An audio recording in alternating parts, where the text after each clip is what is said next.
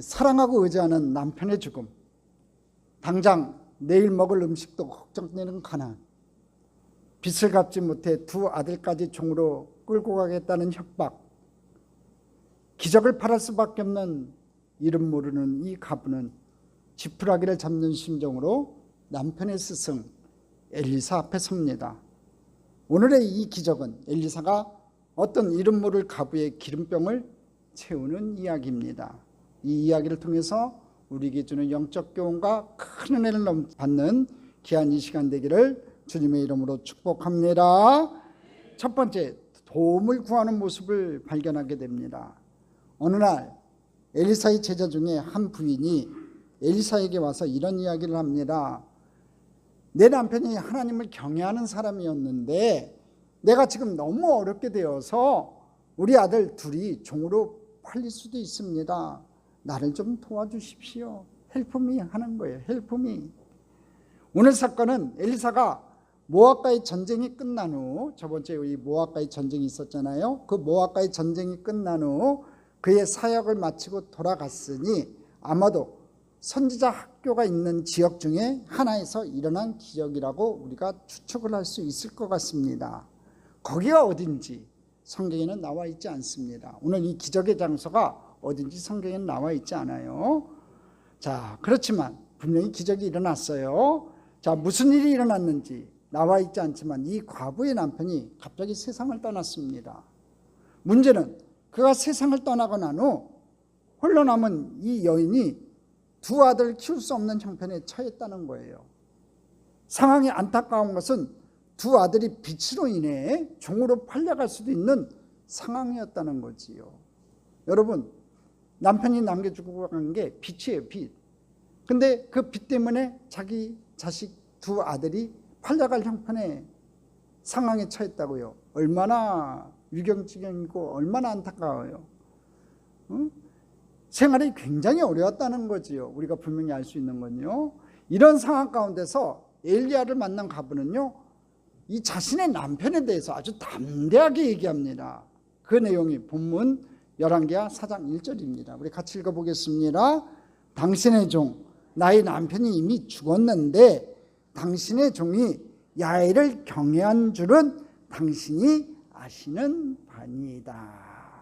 이름을 모르죠. 남편 이름도 모르고 지금 과부의 이름도 몰라요. 근데 이 과부가 와서 얘기하기를 우리 남편이 당신의 종이 야엘을 경외한 줄은 당신도 안다는 거예요. 일사 당신도 안다는 거지요. 그만큼 하나님을 잘 섬긴 아들이었다는 거지요.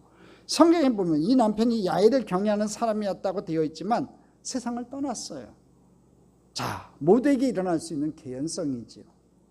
여러분들이 살아가다가 여러분들이 사랑하는 사람을 먼저 보낼 수 있습니다. 또 여러분들이 살아가다가 암에 걸릴 수도 있고 어려운 일을 당할 수도 있어요. 이 어려움이라고 하는 건요, 하나님을 믿는 사람에게 찾아오지 않는 것이 아니라 모두에게 찾아오는 일이고, 이 어려움 가운데서 그럼 우리들이 어떻게 살아가는가, 이것이 우리에게 굉장히 중요하다는 거지요. 이 어려움을 당했는데 우리가 어떻게 살아가는가, 그게 굉장히 우리 그리스도인의 모습 가운데 분명히 나타나야 되고, 그리고 굉장히 중요하다는 겁니다. 자녀가 팔려갈 이 어려운 상황에서도 이 여인이 엘리사에게 와서 당당하게 이렇게 얘기를 하지요. 이미 세상을 떠난 남편에 대해서 자랑할 것이 없습니다. 하지만 한 가지 말할 수 있는 것이 있습니다. 다른 것은 모르지만 우리 남편이 야엘을 경외한 것은 확실합니다. 이것은 선생님인 선지자 엘리사 당신도 부인할 수 없는 사실입니다. 이미 당신도 알고 있는 내용이라는 거지요. 지난주에 제가 여호사밧, 요람에 대한 이야기를 하면서 우리들이 하나님 앞에 은혜를 받는 것은 당당한 자격이 있어서가 아니라, 그러나 하나님께 은혜를 구할 만한 자격은 우리가 갖추고 있어야 된다고 제가 말씀을 드렸어요. 자, 다시 한번 말씀드릴게요. 우리가요, 하나님 앞에 은혜를 받는 것이, 하나님 저 은혜를 주십시오, 하나님 축복을 주십시오 하고 당당하게 얘기할 수 있는 사람이 여기 누가 있냐 이거예요. 그렇지만 하나님께 은혜를 구할 만한 자격은 우리가 좀 갖추고 있어야 된다는 거예요. 기억나세요, 여러분? 저번 주 설교의 핵심이었어요. 자, 그래요. 우리들이 자격으로 은혜를 받는 것은 아니에요. 응? 그렇지만 우리들이 은혜를 구하기 위한 자격은 도대체 무엇일까? 한번 생각해 보자는 거지요. 오늘 이 본문에서도 나타나요. 오늘 이 기적이 일어나게 된 이 여인이 당당하게 이야기하게 된 그 자격은 무엇인가를 우리들이 한번 생각해 볼 필요가 있다는 거예요. 이 여인이 어떻게 이야기를 했어요? 우리 남편이 야일을 경외한 것은 확실하다고 얘기를 해요. 그래요. 야일을 경외하는 삶을 살아야 돼요. 하나님을 두렵게 여기고 하나님을 늘 섬기는 삶, 하나님을 잘 믿는 삶이 우리에게 필요하다는 거지요. 지금 이 여인이 당당하게 얘기하는 거예요. 죽은 남편이 하나님을 경외한 것은 확실합니다. 그래서 그 남편의 아내가 엘리사에게 지금 구하는 거예요. 도와달라고요. 그리고 엘리사는 이 여인에게 이렇게 기적을 베풀어요. 그 얘기를 듣고요. 그게 열왕기하 4장 2절 말씀이에요. 같이 읽어보겠습니다. 엘리사가 그에게 이르되 내가 너를 위하여 어떻게 하랴? 내 집에 무엇이 있는지 내게 말하라. 그가 이르되 계집종의 집에 기름 한 그릇 외에는 아무것도 없나이다 하니. 아주 굉장히 중요한 구절이 나왔어요. 기름 한 그릇 외에는 아무것도 없나이다. 여기다 밑줄을 쫙 그으세요. 아주 중요한 메시지가 담겨있는 구절이에요.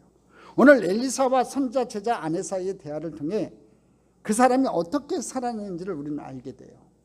그가 하나님을 경외하며 충성을 다하며 살았는데 가진 것이 없다고 얘기를 해요. 지금 뭐라고 해요? 기름 한 그릇 외에는 아무것도 없다고 했대요. 아무것도 없대요. nothing. 아무것도 없대요. 응? 엘리사가 야, 네 집에 뭐가 있냐 물어보니까 nothing. 아무것도 없다고 얘기하는 거예요. 응? 하나님을 경외하고 충성을 다하고 살았 내 남편이 가진 것이 아무것도 없었습니다. 응? 그 얘기는 무슨 얘기예요? 적어도 남편이 그가 물질에 연연해 살지 않았다는 사실이에요. 왜 그런 유추가 가능하냐면요, 당시에 엘리사는 선지자였지만 막강한 권력이 있었던 사람인 것 같아요. 저번 주에도 보세요. 새 왕이 문제가 생기니까 누구를 찾아요? 엘리사를 찾잖아요. 힘 있는 사람이었습니다. 응? 어려움을 당할 때마다 왕들이 와서 도움을 구할 정도였으니까 힘 있는 사람이에요. 그리고 우리가 다음 주에 보게 될 엘리사의 하인 게하시가 자기 스승의 이름을 팔아서 나아만 장군에게 사기를 쳐가지고 많은 물질들을 중간에서 가로채는 일이 있어요. 저 얘기가 무슨 얘기냐면요, 나아만 장군, 이제 다음 주에 얘기를 할 텐데, 나아만 장군이 아람 사람이었잖아요. 자, 여하튼간에 와서 고침을 받았어요. 그래서 감사해가지고 엘리사에게 금은보화를 주겠다고 하니까 엘리사가 나는 물질 받지 않습니다. 그러니까 나아만이 가요. 근데 이 종이 게하시가 욕심이 탐욕이 들었어요. 그래갖고 뚫레뚫레 쫓아가가지고 나아만 장군에게 좀 주세요 해갖고 받아내는 내용이에요. 그러니까 저 그림의 오른쪽처럼 하나님께서 게하시에게 문둥병이 걸리게 했어요. 자, 지금 보십시오. 게하시에게 그런 일이 있었던 것으로 봤을 때 세상을 떠난 이 사람 선자의 종 역시 물질을 모으려고 생각했다면 얼마든지 불의적인 방법으로 모을 수 있는 상황이 있었다는 생각이 든다는 거지요. 하지만 그렇게 살지 않은 남편에 대해서 이야기하고 있다는 거예요. 여러분, 하나님의 일을 하는 사람에게 가장 자랑스러운 일이 무엇일까요? 물질이 필요한 것이긴 하지만 물질에 연연해 살지 않는 거예요. 그게 굉장히 큰 자존심이고 자존감이에요. 저도 마찬가지예요. 물질 필요하죠. 2딸 키우는데 물질이 왜 안 필요하겠어요? 근데요, 물질에 연연해 하지는 않아요. 자, 물질이 필요한 것이긴 하지만 물질에 연연해 살지 않는 것, 그게 하나님을 하는 사람에게 가장 사랑스러운 일이라는 거지요. 지금 엘리사 앞에서 이야기하고 있는 그 여인이 이렇게 말하고 있는 거예요. 저에게는 기름 한 그릇 외에는 아무것도 없습니다. 우리 남편이 살아온 삶을 보시고 우리 가정을 긍휼히 여겨달라는 거죠. 아무것도 없다는 거예요. 저에게는 그릇 한 그릇 외에는 아무것도 없대요. 아무것도 없대요. 그러니까 그 남편이 살아온 삶을 보시고 청빈하게 살아온 삶을 보시고 오직 하나님만을 위해서 살아온 삶을 보시고 우리 가정을 긍휼히 여겨달라는 얘기예요. 자, 근데 여기서 여러분 착각하지 마세요. 여러분들이 가난하게 사는 것이 축복이다, 지금 그 얘기를 하는 게 아니에요. 저는 이런 이야기를 하는 게 절대로 아니에요. 적어도 우리들의 삶에 하나님의 사람으로 살아가는데 내가 돈 때문에 살아가는 사람은 아니었습니다라고 말할 수 있는 것이 축복이라는 거예요. 할렐루야. 여러분, 돈의 가치관을 두는 사람들은요, 모든 가치관의 기준이 돈이에요. 뭐니 해도 머니가 최고라고, 그것을 인생의 우선순위에 둬요. 그러다 보니까 하나님 앞에 나올 때도 인색하게 나오고요, 또 사람들에게 베푸는데도 인색하게 사는 사람들이 있어요. 내가 돈 때문에 살아가는 사람은 아니었습니다라고 얘기할 수 있어야 돼요. 하나님 앞에서. 나중에 천국 갔는데 하나님, 나 돈이 좋아요 하고 그렇게 살지 않았습니다 하고 얘기할 수 있어야 되지 않아요? 여러분, 돈 좋죠? 솔직하게 얘기해봐요. 돈 좋잖아요. 좋은 거예요. 많이 받으셔야 돼요. 근데 그 돈이 모든 목적과 삶의 우선순위가 돼서 살아가면요, 그 사람 죄송하지만 불행한 사람이에요. 돈의 노예가 돼서 살아가는 사람이라니까요. 작은 것 하나 베풀지 모르는데 그 마음에 얼마나 하나님 앞에 나갈 때도 인색함으로 나가겠냐 이거지요. 한번 볼까요? 몇 년 전 제가 느헤미야의 말씀을 가지고 금요철회 때 시리즈를 나누었던 말씀 여러분 기억하시는지 모르겠어요. 코로나 전에 설교를 했었으니까 기억하시는 분 기억하실 거예요. 느헤미야가 예루살렘의 총독으로 가서 성전을 재건하고자 할 때 어려움을 당했어요. 그때 하나님께 이제 도움을 요청해요. 그게 잘 보시면 이 느헤미야가 이 돈에 연연해서 살지 않았다는 것을 증명하고 있다고요. 근데 여러분, 느헤미야는 가난한 사람이 아니었습니다. 그는 충분히 먹을 게 있었고요, 그는 총독이라고 하는 지위를 가진 사람이었습니다. 한번 볼까요? 느헤미야서 5장 14절로 15절이에요. 같이 읽어보겠습니다. 또한 유다 땅 총독으로 세움 받은 때 곧 아닥사스다 왕 제20년부터 제32년까지 12년 동안 나와 내 형제들이 총독의 녹을 먹지 아니하였느니라. 보십시오. 12년 동안 총독의 녹을 먹지 않았대요. 월급 받지 않았다는 거예요. 15절 같이 읽어보겠습니다. 나보다 먼저 있었던 총독들은 백성에게서 양식과 포도주와 또 은 40세겔을 그들에게서 빼앗았고 또한 그들의 종자들도 백성을 압제하였으나 나는 하나님을 경외함으로 이같이 행하지 아니했다고 얘기합니다. 이전의 총독들은 백성들의 고유를 짰지만 이렇게 살았지만 나는 야훼를 경외하는 사람이기 때문에 그들과 같이 행하지 아니하고 이렇게 행했습니다. 그러니 하나님, 지금 이 어려운 시국에 나를 좀 도와주세요. 내가 하나님의 성전을 짓기 위해서 다시 왔지 않습니까? 하나님, 내가 하나님을 경외하는 사람이니까, 내가 그렇게 살지 않았으니까 하나님 나 좀 도와주세요 하고 얘기하고 있다는 거지요.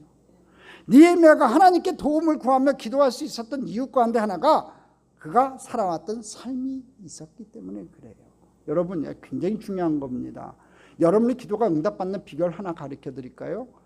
신앙생활을 아주 개차반으로 하면서 여러분 하나님 앞에 기도하고서 응답받지 못하면 하나님 탓하는 사람들이 있어요. 그거 참 바보예요. 멍청이에요. 그렇게 여러분 신앙생활하면 안 돼요. 여러분 평소에 하나님 앞에 나가는 모습이 신실해 되고요, 하나님 앞에 향하는 마음이 늘 경외하는 마음으로, 하나님을 두려워하는 마음으로 하나님을 잘 섬기고 나가야지 그 삶의 모습이 있을 때 나중에 하나님 앞에 기도할 때 응답받는 거예요. 할렐루야. 오늘 여러분의 삶이 기도가 되는 귀한 날이 되기를 주님의 이름으로 축복합니다. 하나님, 저 이렇게 살아봤습니다 라고 이야기할 수 있어야 된다는 거죠. 어려울 때 하나님 나 좀 도와주세요. 나 하나님 앞에 평생 이렇게 사역했는데 지금 어렵고 힘드니까 하나님 좀 도와주세요. 히스기야가 하나님 앞에 그렇게 기도했어요. 하나님 존전 앞에서 내가 진실과 전심으로 행했던 것을 기억하옵소서. 선지자한테 사형 선고 받았던 히스기야가요, 여러분 왕이니까 의사를 구할 수 있었지요. 근데 의사한테 가지 않았어요. 의사를 찾지 않고요, 얼굴을 벽을 향하고 하나님 앞에 기도하기를 뭐라고 얘기해요? 내가 평생에 하나님 존존 앞에서, 하나님 목전 앞에서 진실과 전심으로 행했던 것을 기억하옵소서. 할렐루야. 우리는 어떻게 기도합니까? 문제가 생기면 하나님 도와주세요, 문제를 해결해 주세요, 내 병을 치료해 주세요. 그 기도가 먼저 나오는데요, 히스기야는 하나님 앞에 그렇게 기도했다는 거예요. 내가 진심과 전심으로 하나님 앞에 행했던 것을 기억해 달라고. 우리도 그런 기도가 나와야 돼요. 할렐루야. 우리 인생의 가장 큰 축복이 뭡니까 여러분? 우리가 하나님께 도움을 구하는 기도를 할 수 있는 것이 얼마나 큰 축복이냐고요. 그런 삶을 살아가는 저와 여러분 됐으면 좋겠습니다. 하나님, 저를 좀 봐주세요. 제가 이렇게 평생에 살아왔잖아요. 내가 신앙생활 잘했잖아요. 내가 참 좋은 길을 잘 섬겼잖아요. 하나님 앞에 나와서 기도도 열심히 드렸잖아요. 내가 하나님 앞에 예배도 열심히 드렸잖아요. 이렇게 얘기할 수 있는 것이 우리들에게 진짜 큰 축복이라는 거예요. 우리 인생의 큰 축복은요, 우리의 살아온 삶을 하나님 앞에서 이야기하면서 하나님께 도우심을 구할 수 있는 자격을 갖출 수 있다는 것, 그게 우리들이 인생에 얼마나 큰 축복인지 모른다는 거예요. 오늘 그 축복이 여러분에게 있기를 주님의 이름으로 축복합니다. 우리가 하나님 앞에서 하나님, 저를 좀 봐주세요, 제가 이렇게 믿음으로 살아갑니다라고 말할 수 있는 것이 우리들에게 얼마나 큰 축복인지 몰라요. 그 축복이 진짜 여러분에게 있기를 주님의 이름으로 축복합니다. 미국의 한 가정의 이야기입니다. 원치 않는 임신으로 결혼을 하고 미국에서 살게 된 한 가정이 있었습니다. 몇 번이나 헤어지려고 마음을 먹었지만 아이들 때문에 헤어지지 못하고 살았어요. 지금 헤어지면 아이들의 마음에 아버지에 대한 좋지 않은 기억만 남을 것 같아 그렇게 하지 못했답니다. 너무나 이기적인 가장으로 인해 아이들을 교육시키는 것도 힘들었고 가정을 이루어가는 것도 너무나 힘이 들었어요. 혼전 임신만 하지 않았더라면 그렇게 원치 않는 결혼을 하고 그렇게 힘든 생활을 하지 않았을 텐데 말입니다. 하지만 이 엄마는 참 하나님 앞에 신실했고 최선을 다해 가정을 돌봤고 너무나 희생적인 삶을 살았어요. 하나님은 그 가정에 최소한의 것을 가지고 살게 하셨고 결국은 가정을 회복시키셨어요. 아들과 딸이 잘 자라 신앙생활도 잘하고 어머니에게 세뇌한 효도하는 가정이 되었습니다. 많은 사람들 이렇게 얘기할 수 있어요. 그렇게 힘들게 살았던 세월을 어떻게 보상받을 수 있느냐고요. 믿음의 사람도 믿지 않는 사람들도 똑같이 얘기할 수 있어요. 아니, 그렇게 힘들게 살아왔던 세월을 어떻게 보상받을 수 있느냐고요. 하지만 하나님을 경외하지 않는 삶을 살다가 필요할 때 하나님께 도우심을 구할 수도 없는 삶을 사는 것보다 아무것도 물려줄 것이 없는 삶이라고 생각을 했는데 물려줄 신앙의 유산이 있다는 것이 훨씬 복된 일이라고 저는 생각이 듭니다. 할렐루야. 개차반같이 살다가 여러분 위경지경에 하나님 앞에 도움도 구할 수 없는 사람 되지 마시고 신실한 신앙인 되어서 진정 하나님 온전히 믿어서 하나님의 전심으로 나아가서 진정 하나님 앞에 믿음의 유산을 남겨주고 세상에 재물은 없다 할지라도 믿음의 유산을 남겨주고 믿음의 가문을 이뤄나가는 귀한 복된 가정 되시기를 주님의 이름으로 축복합니다. 우리 인생의 큰 축복은요, 살아온 삶을 이야기하면서 하나님께 도우심을 구할 수 있는 자격을 갖추는 것, 그것이 가장 큰 축복이라는 거예요. 오늘의 이 기적은요, 아주 작은 것에부터 시작됐어요. 작은 그릇 하나밖에 없다고 했잖아요. 저게 이제 이스라엘 가정에 있는 이 그릇들이에요. 작은 그릇, 저 그릇 중에 하나만 있었을 것 같아요. 저 집은 그릇이 많지만 이 과부의 집에는요, 그릇 하나밖에 없대요. 그러니까 얼마나 가난한 집이었는지 생각해 봐야 돼요. 기적은 아무것도 없는 데서 시작된 것이 아니라 아주 작은 것, 기름 한 병에서 시작됐다는 거예요. 할렐루야. 오늘 이 시간에도 마찬가지입니다. 여러분 가진 것 없습니까? 손에 잡히는 거 없습니까? 귀에 들리는 거 없습니까? 여러분, 오늘 여러분에게 가지고 있는 기름 한 그릇, 기름 한 병이 무엇인지 몰라도 그것을 하나님 앞에 드려서 큰 기적을 체험하는 여러분 되시기를 주님의 이름으로 축복합니다. 두 번째, 이것이 기적이라는 거예요. 이제 하나님의 도우심이 시작되었습니다. 하나님께서 돕고자 하시면요, 하나님이 긍휼히 여기시면요, 기적이 시작되는 거예요. 할렐루야. 본문 열왕기하 4장 3절로 7절 말씀 보겠습니다. 같이 읽겠습니다. 이르되 너는 밖에 나가서 모든 이웃에게 그릇을 빌리라. 빈 그릇을 빌리되 조금 빌리지 말고. 여기 중요하죠. 그릇을 빌리되 빈 그릇을 빌리되 조금 빌리지 말래요. 자, 4절 같이 읽겠습니다. 너는 내 두 아들과 함께 들어가서 문을 닫고 그 모든 그릇에 기름을 부어서 차는 대로 옮겨 놓으라 하니라. 자, 문을 닫으래요. 이걸 잘 기억해 놓으세요. 5절 여인이 물러가서 그의 두 아들과 함께 문을 닫은 후에 그들은 그릇을 그에게로 가져오고 그는 부었더니 6절 그릇에 다 찬지라. 여인이 아들에게 이르되 또 그릇을 내게로 가져오라 하니 아들이 이르되 다른 것이 없나이다 하니 기름이 곧 그쳤더라. 7절 그 여인이 하나님의 사람에게 나아가서 말하니 그가 이르되 너는 가서 기름을 팔아 빚을 갚고 남은 것으로 너와 내 두 아들이 생활하라 하였더라. 자, 오늘 기적이 일어난 모습 여러분 잘 아는 내용이에요. 오늘 성경 본문은. 자, 오늘 일어난 기적의 특징은 여러분 무엇일까요? 오늘 이 말씀을 통해서 우리는 이 기적이 일어났던 세 가지 요인, 특징을 좀 살펴보고자 해요. 자, 그 전에 한번 여러분들에게 좀 물어보겠습니다. 여러분, 가난이 복인가요? 이거부터 좀 정의를 내리고 가야 돼요. 여러분, 가난이 복이에요? 아니에요, 여러분. 성경은 가난을 복이라고 이야기하지 않습니다. 성경은 계속해서 가난했던 삶을 어떻게 벗어날지, 종된 삶을 어떻게 벗어날지 계속 가르치고 있는 것으로 봐서 성경은 가난을 복이라고 여기지 않습니다. 여러분들이 가난을 벗어나서 더 잘 되는 것을 성경은 분명히 복이라고 이야기하고 있습니다. 여러분, 그 복을 받기를 바랍니다. 여러분들이 가난하게 산다고 저주받은 것도 아니고 가난하게 산다고 잘못 사는 것도 절대로 아니에요. 또 여러분들이 부자이기 때문에 여러분들이 꼭 축복을 받은 사람이 아니라 부자이기 때문에 여러분들의 삶이 잘못될 수도 있다는 겁니다. 중요한 것은 가난과 부에 대한 문제가 아니라 하나님 나를 봐주세요라고 말할 수 있는가예요.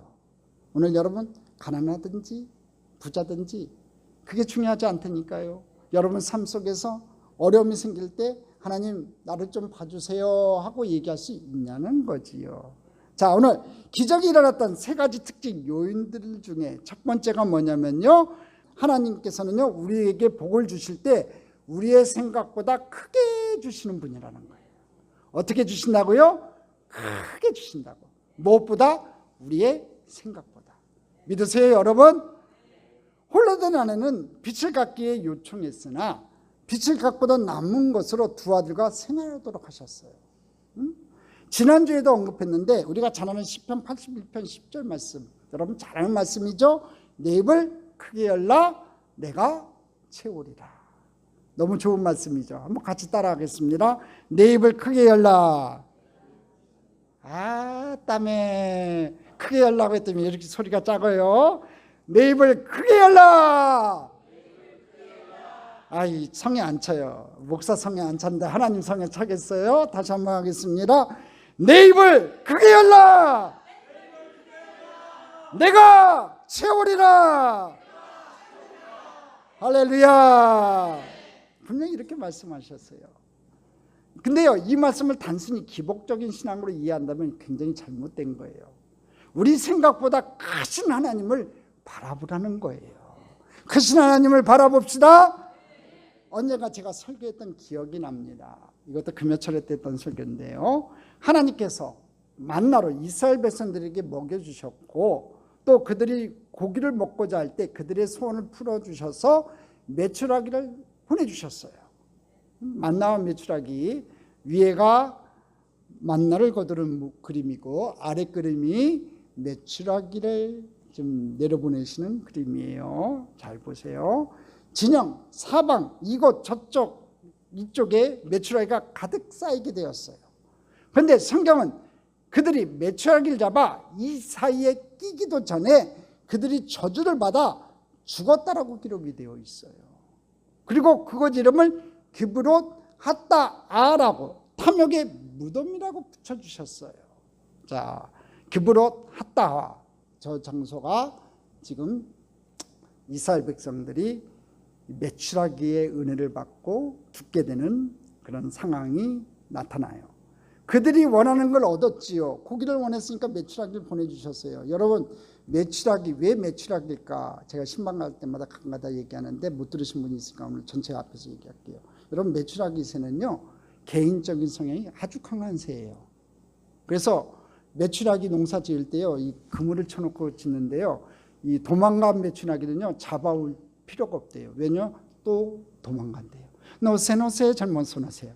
밖으로 나간 이 메추라기는요, 가출한 메추라기는요, 잡아봤자 소용없답니다. 또 개인적인 성향이 강하대요. 여러분, 이 보통 새들은요, 이 알을 낳으면요, 뱀들이 다가온다든지 그것을 해하려고 하는 동물들이 다가오면요, 목숨을 걸고 그 알을 지켜요. 근데 메추라기 새는 안 그래요. 자기가 알 낳아놓고요, 그냥 놀러 다녀요. 그래서 메추라기 알 이 죽기가 얼마나 편한지 몰라요. 여러분, 닭 키워봤어서 알잖아요. 암탉, 여러분 달걀 이렇게 빼려고 해보세요. 콕콕 찧어요. 자기 알 왜 뺏어가냐니까 내 거야 하고서 콕콕 찢는단 말이에요. 근데 메추라기는 안 그래요. 근데 개인적인 성향이 강한 새인데, 진, 사면, 이쪽 저쪽, 여러분 사면에 두 규빗이면요, 한 규빗이 45cm니까 90cm로 쌓였어요. 엄청나게 쌓인 겁니다. 메추라기 새가 한두 마리가 날라든 게 아니에요. 근데 이스라엘 백성들이 고기를 먹고 싶어서 이 메추라기 새를 광야에 가서 잡았다면요, 꼭꼭 숨어라는 개인적인 성향이 단체로 몰려다니는 새도 아닌데, 그 새를 잡으려고 다녔으면요, 60만 명이 가서요, 하루에 60마리도 못 잡았을 거예요. 그러니까 메추라기는요, 구하니까 오게 하셨어요. 할렐루야. 그러니까 하나님은 일단 필요할 때 구하면 주시는 분이에요. 근데 중요한 게 있다는 거예요. 원하는 것을 얻었지만 하나님은 그것을 축복이라고 지금 말씀하지 않고 있다는 거예요. 그것을 탐욕의 무덤이라고 말씀하고 있다는 거예요. 니들이 욕심이 가득 찼다는 거예요. 왜? 만나가 우리에게 내려지는 것이 축복이었는데, 그 만나가 감사하기는커녕 불평하고 원망하니까, 그러면서 메추라기를 원했거든요. 그러니까 하나님께서 그것은 탐욕의 무덤이라고 해서 하나님께서 저주의 자리로 만드셨다는 거예요. 그들이 원하는 것이 다 이루어지는 것이 축복이 아니라는 거지요. 그러니까 먼저 내게 주어진 은혜에 감사하세요. 할렐루야. 그래서 내가 누리고 있는 그 은혜에 감사하시고, 그 은혜에 감사할 때 더 여러분이 필요한 것을 구하는 것은 문제가 되지 않아요. 그런데 그 내게 주신 은혜에서 감사하기보다는 불평하고 원망하면서 다른 것을 원할 때, 하나님께서는 그 자리는 그것이 내게 주어진다고 할지라도 그것은 축복이 아니라고 말씀하고 있는 거예요. 하나님께서 오늘 그들에게 이 축복을 부으신 데는 이유가 있다는 거지요. 저는 또 이런 생각을 해봤어요. 하나님이 우리들이 인생에 부으시는 때가 있다는 거예요. 물질을 우리들에게 부으시는 때도 있고요, 우리들이 건강을 통해 우리를 상호하시는 때도 있어요. 그때 너희 입을 크게 열라는 겁니다. 할렐루야. 물질로 하나님은 우리들에게 복을 주실 때 하나님을 제한하지 말고 크게 여세요. 하나님이 건강하게 여러분을 쓰시고자 할 때 자꾸 뒤로 빼지 말고 하나님이 나를 쓰실 수 있도록 여러분들 다 여세요. 할렐루야. 제발 부탁이에요. 제가 이것 좀 하세요 그러면 아멘 하세요. 순종하세요. 여러분, 그 육신의 건강이 있을 때 하나님 앞에 봉사할 수 있는 게 얼마나 큰 축복이에요. 건강하게 하나님을 섬길 수 있다는 게 얼마나 큰 축복이에요. 나중에 나이 들어보세요. 기력이 빠지면요, 봉사하고 싶어도 못하는 거예요. 하나님은 우리들이 바라는 것만큼의 욕망을 채우시는 분이 아니에요. 우리들이 하나님 앞에 경건한, 하나님 앞에 거룩한 사람이 될 때 우리들이 입을 크게 열면 열수록 하나님은 우리를 채우시는 분임을 우리들이 보게 될 줄 믿습니다. 어쩌면 우리 수준에 머물지 않도록 엘리사는 본문 3절에 이렇게 얘기해요. 빈 그릇을 빌리되 조금 빌리지 말라고 얘기해요. 많이 빌리라는 그 권면을 해요. 빈 그릇을 빌리되 조금 빌리지 말고 많이 빌리라고 권면을 해요. 여러분 왜 그랬을까요? 늘 우리가 접하는 이 기적의 이야기를 통해 알 수 있듯이요, 빌린 그릇만큼 기름이 채워지니까 그렇다는 거지요. 저번 주에도 그래요. 계곡을 파라고 했을 때 한번 생각해 보자고요. 계곡 파라고 하니까 저건 미쳤나, 비도 안 오는데 무슨 계곡을 파 하고서 한 30cm 한 10cm 계곡을 파봐요. 그 다음에 물이 계곡물에 들어왔잖아요. 아람 지역부터 계곡물이 물이 흘러나와서 계곡을 채웠잖아요. 다시 한번 말씀드릴게요. 엘리사가 계곡을 파라고 했다고요. 계곡을 팔 때 깊게 파라고 했잖아요. 넓게 파라고 했잖아요. 할렐루야. 넓게 파고 깊게 팠을 때 그 물의 양이 많았을 거 아니냐 이거예요. 그 얘기가 내 입을 크게 열라는 말하고 똑같다는 얘기예요. 하나님 복을 주실 때, 준비되었을 때 크게 여세요. 깊게 파세요. 오늘 엘리야사도 똑같이 얘기하는 거예요. 빈 것을 빌리되 조금 빌리지 말아라. 많이 빌리라는 거죠. 준비하라는 거예요. 그릇 준비하라는 겁니다. 열왕기하 4장 6절 말씀 보겠습니다. 같이 읽겠습니다. 아들이 이르되 다른 그릇이 없나이다 하니 기름이 곧 그쳤더라. 보세요. 빌린 그릇만큼 가득 채워지고 그릇이 끝나니까 기름도 끝났어요. 과부가 그릇을 빌린 만큼만 기름을 얻을 수 있었다는 거지요. 그렇다면 여러분, 오늘 하나님께서 여러분에게 그릇을 준비하라고 할 때 얼만큼 준비할 거예요? 하나? 둘? 셋? 넷? 다섯? 아니면 많이요? 많이 준비하세요. 할렐루야. 하나님 우리가 생각하고 구하는 것만큼만 주세요. 여러분 생각하는 것만큼, 내가 구하는 만큼만 주신다니까요. 그러니까 가난한 생각을 버리세요. 나는 가난하다, 나는 못 산다, 나는 힘들다. 오늘 시간 버리세요. 많이 구해야 돼요. 큰 꿈을 꿔야 돼요.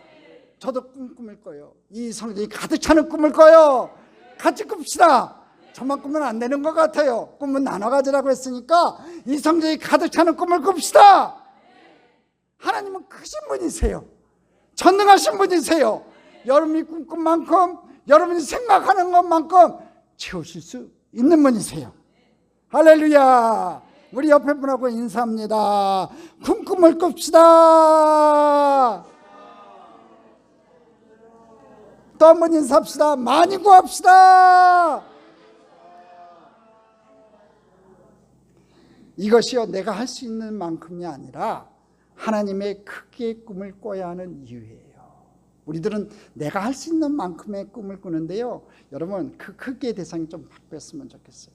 하나님 크기의 꿈을 꿉시다. 할렐루야. 저는 오늘 말씀 가운데 중요한 키가 있다고 봐요. 뭐냐면 하나님을 경건하게 섬기는 가정이 있다고 생각해요. 하나님께서 주셔도 잘못되지 않는 가정에, 하나님이 축복을 주실 수 있는 자격이 있는 가정에 주시는 것이야말로 축복이라는 거예요. 할렐루야. 여러분의 가정이 그렇게 되기를 바랍니다. 여러분의 가정이 그런 가정 되기를 바랍니다.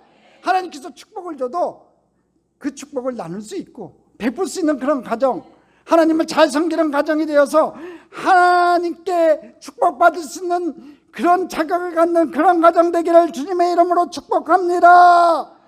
우리가 흔히 인용하는 마가복음 9장 23절 말씀이 있습니다. 같이 읽겠습니다. 예수께서 이르시되 할 수 있거든요. 무슨 말이냐? 믿는 자에게는 능히 하지 못할 일이 없느니라 하시니. 여러분 참 좋아하시지요? 믿는 자에게는 능히 하지 못할 일이 없느니라. 이 말씀이 진짜 우리가 믿는 모든 것이 이루어질 수 있다고 말하는 것일까요? 여러분 잘 생각해 봐야 돼요.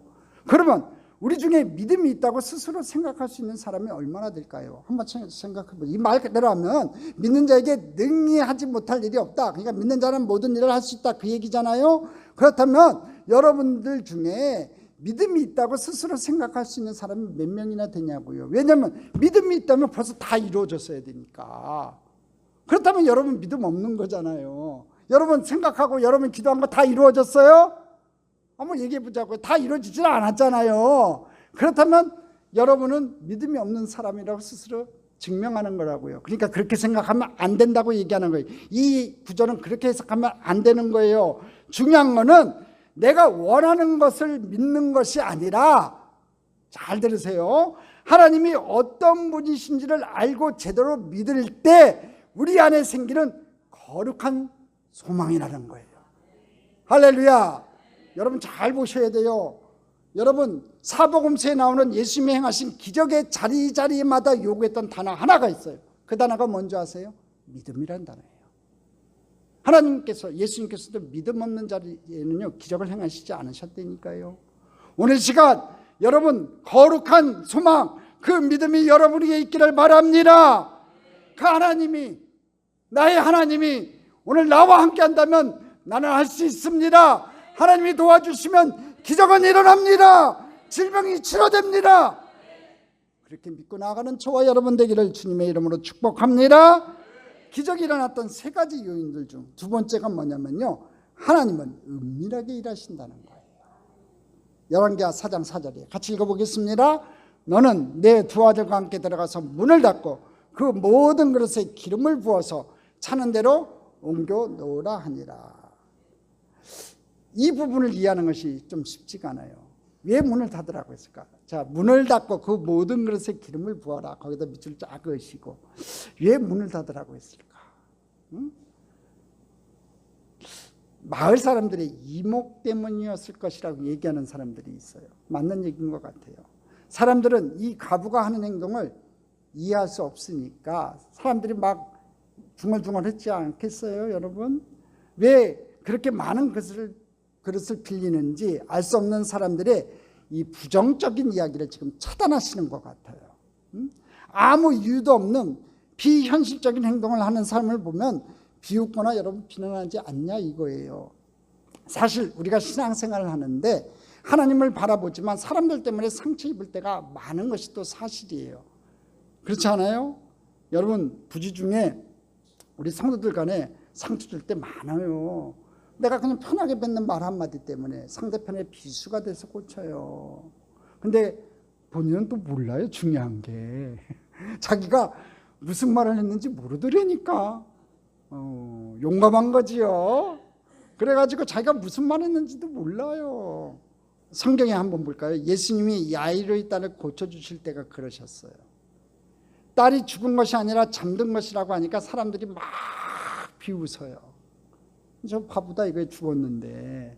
예수님께서 야, 죽은 것이 아니라 소녀가 잔다 그러니까 사람들이 막 비웃는 거예요. 예수님 얼마나 상처 입었을까? 성경에는 안 나와 있지만. 그래서 예수님은 사람들 다 물리치세요. 그리고 이 소녀의 아비였던 야이로와 세 제자만 남기셨어요.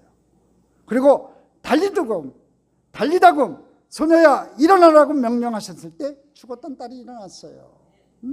죽었다고 생각한 딸이 다시 살아났다는 거죠. 여기에 두 번째 비밀이 있어요.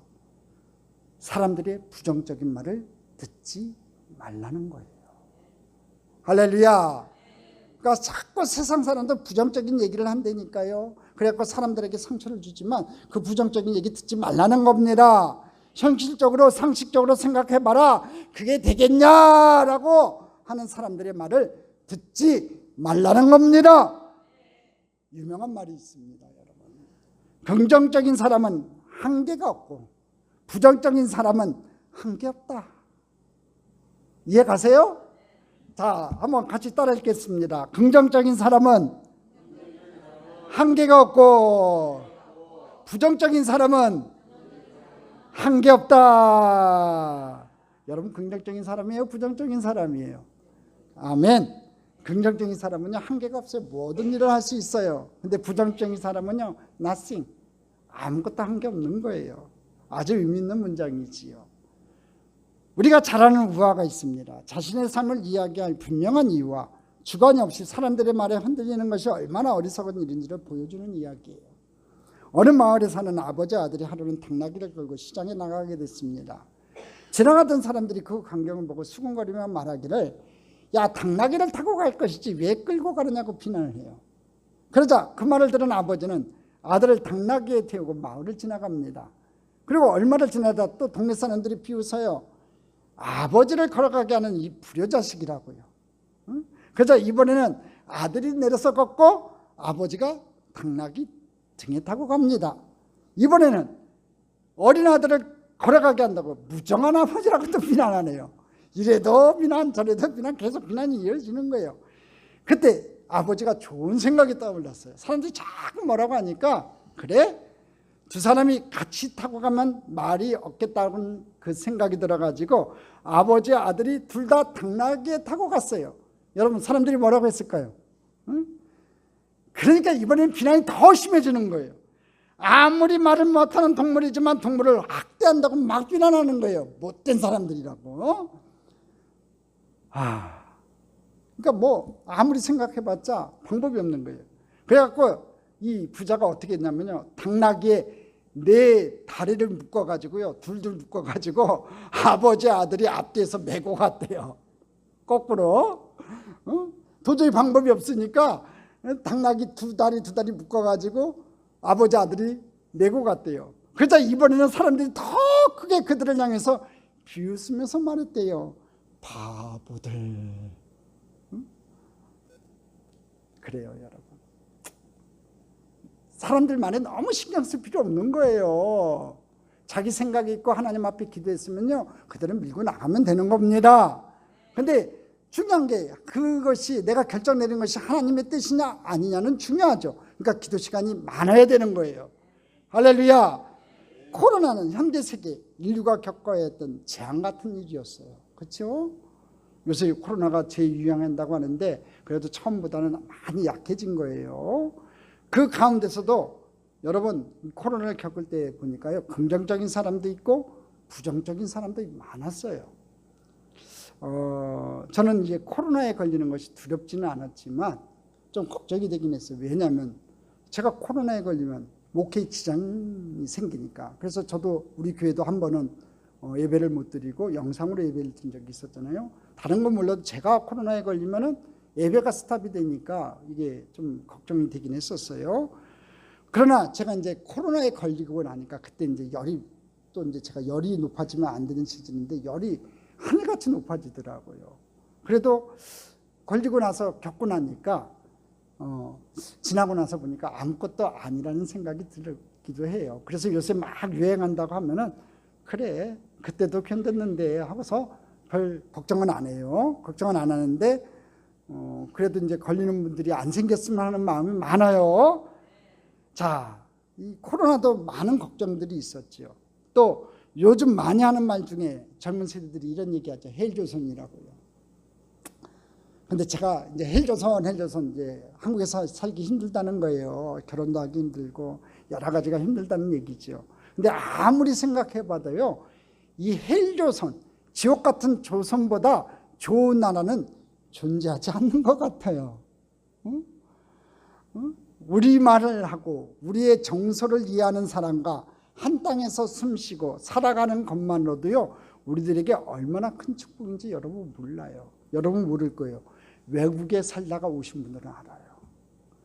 제가 인도에서 3년 반 정도 사역했는데요, 1년 살다가 이제 비자 트립하러 인천공항에 도착하니까 우리 지연이가 했던 말이 있어요. 뭐라는 줄 아세요? 천국이다! 그래요. 외국에는요, 진짜 살기가 힘들어요. 기후도 다르지요. 말이 안 통하지요. 또 치안이 우리나라만치 좋은 나라 없어요, 여러분. 저녁에 어딜 나가요? 못 나갑니다. 선진국도 마찬가지예요. 여러분, 외국에서 사는 게 얼마나 힘든지 몰라요. 그래서 외국에서 살아본 사람은 이 조선 땅이, 이 대한민국이 살기 좋은 나라라는 것을 알아요. 큰 축복인지 안다는 거지요. 여러분, 오늘 예배드린 여러분들도요, 모두 다 다른 배경을 가지고 있어요. 누군가보다는 좋은 환경, 부유한 부모 아래서 자란 사람도 있을 것이고, 말하거나 기억하기도 힘든 시간들을 지나온 사람들도 있을 거예요. 하지만 그러한 이유로 우리 인생이 부정적인 되어서는 안 된다는 거예요. 여러분 생각이 부정적인 생각이 되어서는 안 된다는 겁니다. 하나님은 우리의 생각과 삶을 바꾸시는 능력이 있으신 분이니까 그래요. 할렐루야. 오늘 생각을 체인지합시다. 삶을 체인지합시다. 빌 게이츠가 이런 말을 했어요. 가난하게 태어난 것은 너희 잘못이 아니지만 죽을 때도 가난한 것은 너희의 책임이다. 누군가에게는 참 기분 나쁘게 들릴 수 있는 말이에요. 부유한 자의 교만과 자만심으로도 들릴 수 있는 말이기도 해요. 하지만 분명한 것은 우리는 우리의 삶을 주관하신 하나님께서 믿음의 언어를 말하고 하나님의 역사를 체험하며 살아갈 수 있는 사람들이라는 것을 우리가 기억해야 된다는 거예요. 다시 한번 말씀드릴게요. 우리는 우리의 삶을 주관하신 하나님께서요, 믿음의 언어를 우리가 말하게 하고요, 하나님의 역사를 체험하며 살아갈 수 있는 사람들이라는 거예요. 믿으세요, 여러분? 우리가 하나님께서 우리 입술을 통해서 믿음의 언어를 선포하게 하실 수 있고, 또 하나님의 역사를 체험하며 살아갈 수 있는 축복의 사람이라는 거예요. 쉽게 얘기해서 무슨 얘기예요? 인생 바뀔 수 있다는 거예요. 그러니까 긍정적인 언어와 긍정적인 생각을 갖는 게 중요하다는 거지요. 지금까지 살아온 거 필요 없어요. 이제부터 그렇게 삽시다. 긍정적인 생각과 긍정적인 말을 합시다. 그럼 인생 바뀌는 거예요. 할렐루야. 한번 옆에 분하고 인사하세요. 인생 바뀝니다. 할렐루야. 인생 바뀌기를 바랍니다. 축복된 인생으로 바뀌기를 바랍니다. 우리가 잘 알고 있는 사실이 있습니다. 예수님께서 공생애를 사시는 동안 고향에서 기적을 행하시지 않으셨어요. 왜냐하면 그들이 예수님을 믿지 않았기 때문에 그래요. 늘 부정적인 생각을 하고 부정적인 얘기를 했어요. 여러분, 나사렛에서 무슨 선한 것이 나겠느냐, 이 얘기는 무슨 얘기냐면 예수님 비하하는 얘기예요. 하나님께서 우리들에게 기적을 베푸시기 전에 긍정적인 생각을 주시는 거 꼭 기억하시기 바랍니다. 하나님께서 우리에게 은혜를 베푸실 때는 믿음을 주신다는 거예요. 믿음. 할렐루야. 그러니까 믿음 있는 곳에 기적이 나타나는 거예요. 근데 이 믿음이 생기기 위해선 이 언어와 생각이 바뀌어야 돼요. 그래야지만이 내 마음속에 믿음이 생기는 거예요. 할 수 있다, 하면 된다, 해보자. 입에서 찬송이 나와야 돼요. 그래야지, 기도가 나와야지 내 마음속에 믿음이 확실해지는 거예요. 믿음이 자라기 시작하면요, 기적이 나타납니다. 중요한 것은 우리들이 그 믿음으로 사느냐는 거죠. 그 믿음으로 담대하게 행동하느냐 이거예요. 우리는 하나님께서 기회 주실 때 그 기회를 기적적으로 바꿀 수 있느냐는 거지요. 하나님께서 어떤 일도 행할 수 있지만 모두에게 동일하게 그 일을 행하시지는 않아요. 미국의 작가이자 교육회사 설립자인 마이클 거버라는 사람이 이런 말을 했어요. 성공하는 사람들은 모든 곳에서 기회를 발견하지만 대부분의 사람들은 모든 곳에서 문제만 발견한다. 여러분, 오늘 이 시간부터 여러분 기회를 발견할 수 있는 저와 여러분 됐으면 좋겠습니다. 같은 것을 받으니 야, 저건 내게 주신 하나님의 기회다 생각해야지, 야, 문제로다 문제가 쌓였구나 탄식하지 마시고, 오늘 시간 내게 주신 찬스구나, 기회구나, 이겨나갈 수 있는 기회구나 생각하는 저와 여러분 되기를 주님의 이름으로 축복합니다. 기적이 일어났던 세 가지 요인들 중 세 번째가 뭐냐면요, 하나님은 믿음의 순종을 보신다는 거예요. 세 번째 비밀은 믿음의 순종이에요. 한번 따라합시다. 믿음의 순종. 믿음의 순종이 굉장히 중요해요. 무슨 얘기냐면 발 달린 기도를 해야 된다는 거예요. 기도가, 여러분 발 달린 기도가 있어요. 이게 뭐냐면요, 순종이에요. 순종. 여러분 순종이 뭐냐면 발 달린 기도예요. 입으로 하는 건 입으로 하는 기도고요. 여러분 순종은요, 발 달린 기도예요. 우리 교회 모든 성도들이 발 달린 기도가 잘 되기를 간절히 소망합니다. 언제나 믿음은 순종과 단짝을 이뤄요. 열왕기하 4장 4절로 5절 보겠습니다. 너는 내 두 아들과 함께 들어가서 문을 닫고 그 모든 그릇에 기름을 부어서 차는 대로 옮겨 놓으라 하니라. 명령이 두 가지가 떨어지죠. 문을 닫아라, 그 다음에 모든 그릇에 기름을 부어서 차는 대로 옮겨 놓아라. 기름을 부으라는 거예요. 차는 대로 옮겨 놓으라는 게 세 가지네요. 자, 5절 같이 읽어보겠습니다. 여인이 물러가서 그의 두 아들과 함께 문을 닫은 후에 그들은 그릇을 그에게로 가져오고 그는 부었더니. 자, 자기 집으로 가가지고 두 아들과 함께 첫 번째 문을 닫았고요, 그들은 그릇을 그에게 가져오고 그는 부었어요. 아들들은 그릇을 가져오고 엄마가 부었다는 얘기예요. 참 흥미로운 부분이죠. 이 여인은 엘리사에게 여러분 이유를 묻지 않아요. 지금 4절과 5절 사이에 왜요? 하고 물어보는 구절이 나와요? 없잖아요. 없어요. 지금 이 여인, 이름 모를 여인, 이 과부는요 엘리사에게 왜요? 하고 안 물어봐요. 엘리사의 명령을 듣고 물러가서 곧 두 아들과 함께 문을 닫았어요. 그리고 아들들은 그릇을 가져오고 어머니가 그릇에 기름을 부었어요. 믿음대로 했어요. 기적은 그렇게 일어나는 겁니다. 즉각적으로 순종해야 되는 겁니다. 이제부터 순종합시다. 할렐루야. 그런데 여러분, 순종이 어려운 게 있어요. 뭐냐면 바로 실행하지 않기 때문에 그래요. 바로 실행해야 돼요. 하나님 말씀이 떨어지면 바로 실행해야 돼요. 참 신기한 일이죠. 긍정적인 마음이 들었을 때 실행하지 않으면요 온갖 부정적인 생각들이 찾아와요. 그러니까 순종은요 즉각적인 순종해야 돼요. 이제부터 왜요? 생각해 보겠습니다. 기도해 보겠습니다. 그러지 마세요. 할렐루야. 아멘 하세요. 아멘이 굉장히 중요해요. 그대로 된다고 했으니까 그대로 될 줄 믿고 아멘 하시는 여러분 되기를 바랍니다. 믿음으로 시작했는데 불신이 찾아오기 때문에 믿음으로 살지 못하는 거예요. 프랑스 기업인인 카를로스 곤이 이런 유명한 말을 했어요. 실행이 곧 전부이다. 아이디어는 과제 극복의 5%에 불과하다. 아이디어의 좋고 나쁨은 어떻게 실행하느냐에 따라 결정된다고 해도 과언이 아니다. 그래요. 아이디어가 중요한 게 아니라 실행이 중요하다는 거죠. 오늘 일어난 기적은요 엘리사의 명령 때문이 아니에요. 엘리사의 말에 순종했기 때문에 기적이 일어났어요. 열왕기하 4장 6절 다시 한번 봅시다. 그릇에 다 찬지라 여인이 아들들에게 이르되 또 그릇을 내게로 가져오라 하니 아들이 이르되 다른 그릇이 없나이다 하니 기름이 곧 그쳤더라. 보십시오. 야 그릇 더 가져와라 했더니 그릇이 그쳤습니다 하니까 기름이 그쳤어요. 순종이 기적의 결과를 만들어냈다는 거죠. 모든 가져왔던 준비된 그릇을 다 채웠다는 겁니다. 그러니까 여러분 오늘 시간 그릇 준비가 잘 돼야 되고요 순종해야 되는 거예요. 부으라 하면 부으시고 가져오라면 닫으시고 문을 닫으라 하면 닫으세요. 기적의 역사가 나타날 줄 믿습니다.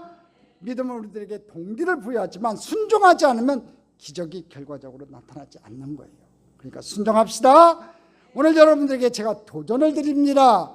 여러분들이 인생에 나타날 기적을 꿈꾸고 세상으로 좀 나아가세요. 오늘부터 하나님께서 내 가정에 내 인생에 베푸실 기적을 한번 꿈꾸세요. 그 속삭이던 아들딸이 변화되는 모습 꿈꾸시고요.